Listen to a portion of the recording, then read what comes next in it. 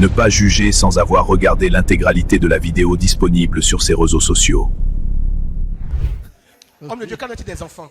Mais on ne consacre pas un enfant à Dieu. Comment tu peux consacrer à Dieu? On ne présente même pas un enfant à Dieu. La présentation des enfants, c'est une pratique juive. Nous, on n'est pas des juifs.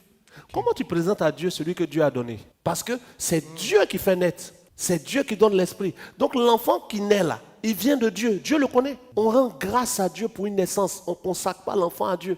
On ne le présente pas à Dieu. C'est quand lui-même sera en âge de conscience, s'il veut se consacrer à Dieu, se donner entièrement à Dieu, qu'il va se donner. Et il ne pourra pas se racheter. Parce que nous, tous qui nous sommes consacrés, si on ne peut plus se racheter.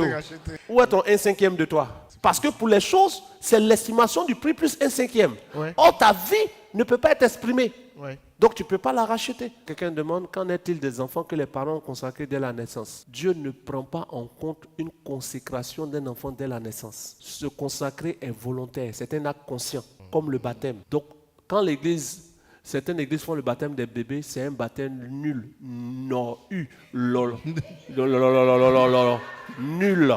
Parce que le salut est un acte volontaire. Yes. Celui qui croira et sera baptisé sera sauvé. Croire implique la conscience. Le bébé, il croit quoi? Rien.